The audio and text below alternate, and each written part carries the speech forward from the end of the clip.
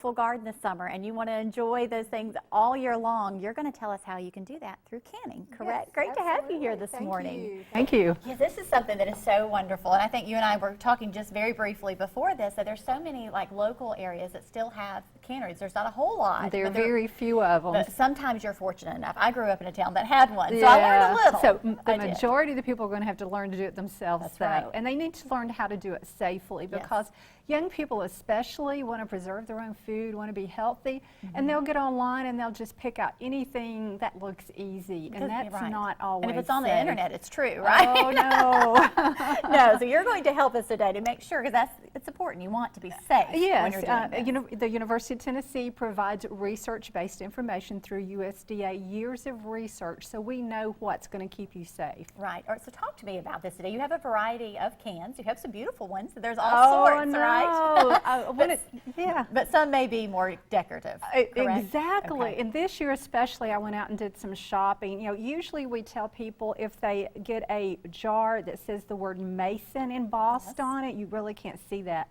But it's also going to have the brand like Ball, Kerr, Golden Harvest, but Mason is a type of jar. Right. However, the manufacturers have removed all this embossing now so that you can put your own label on there. Okay. Some of those jars are safe for canning, and some are going to be pretty to put your buttons in. Right. So it's going to be up to the consumer when they go to purchase it to remember next canning season which one are true canning jars. Because it can be a little tricky, I would think, if you're going to shop for your cans. And I have seen firsthand people who have tried to recycle mayonnaise jars or something, fill their boiling water bath canner like this with pickles and all the spices, and that can be expensive, the vinegars and everything.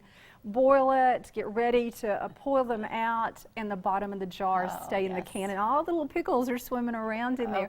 Because jars like these, the real pretty decorative ones, I know. These are only supposed to be used for decoration. Because these are beautiful, but they, a lot of times you'll see things on Pinterest for gift ideas. You can put things in there, but this is not necessarily what you need for And this food, is one. This is a mason jar, but it's got pretty embossed decorative detail on that too. So this one is safe for canning. This one is not. Thank goodness the bottom of these say not for canning. Right. But not all of them are that way. Yeah, so definitely try to read that fine print to see first if it's there. Yes. You have another pretty little jar here. That is pretty, but look, these are the old-fashioned bell jars that people used probably 70 years ago that are no longer safe for canning. This is a no-no, but it says Ball on it. It's a glass. This might be good for fermenting something that you don't have to heat. But this little gasket, there's no way that would protect anything, and it would just melt away in a boiling water bath. I can even see that might even contain bacteria. I'm thinking, long term. You're absolutely right. That just looks like a good old candy jar to me. I have one on my desk. That looks like that's what needs to go in there. That's a perfect good use for it. A perfect use for it. I think I've had one similar on my desk. Yes, homemade cookies or candies or something like that. You're absolutely right. So we do offer classes for this summer coming up, and they can go to our website, hamilton.tennessee.edu, and find out when they are. We do them at one from 10 to 12 in the morning and one from 6 to 8 in the evening if people work, so give you some variety. It's a 2-hour overview. Now, a lot of people, I'm going to scare them, which I don't want to. I just want them to be safe, but there's so many easy things to do, Bree, like this wonderful freezer raspberry jam. I've been having my eye on that. Well, would you like to taste it? Sure. Go ahead. I froze that actually last October, and it is really delicious. But I know, is that not good? But there's great like salsa recipes that you can put in the freezer. This required no heating whatsoever. It's just your pectin, which all jellies are going to need to help them gel, some sugar, and the fruit, and that's it. Mix it, follow the instructions, and you can do it. And we also offer recipes for reduced sugar. I was going to say, because people do. They reduce salt for pickles can be, you have to be real tricky because all this is chemistry. And you can't alter the chemistry and end up with a safe product.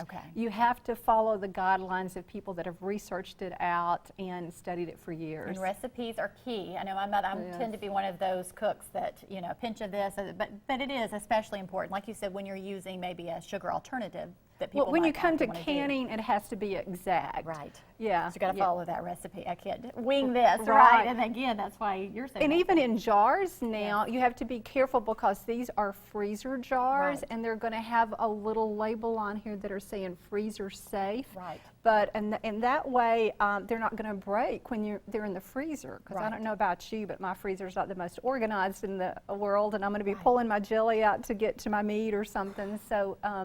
So those are tempered to be used in the freezer. All right, let me ask you a question. There is a little bit of an expense to these jars. Can you reuse the jars though the following year? Like say you open your green beans, you cook them. Can you save that jar? If they're your jars and you know how they've been stored and they're mason jars, absolutely. But don't go to a yard sale and get them that you don't know if they've been stored at minus 10 degrees in the winter or 100 degrees in the summer, or knocked around, carrying around or anything. Right, So, because yeah. we definitely want to keep people, we want to enjoy that summer bounty all year long, but you've got to keep people safe, especially when do. you're cooking and you're serving these things. Yes. Okay, great. So give us the website. You said you do have classes still this summer, so give us the website so if people want to find out more or have questions, how can they do that today? It's hamilton.tennessee.edu. It's our county website, and you just click on food preservation. There's a form there, and it's $20, and that includes samples like our nice jellies and yes. salsas, door prizes, and a kit of materials. All right, June, thank you for our education this morning. This has been great, so helpful. And you stay with us because we'll be right back with more Let's Chat.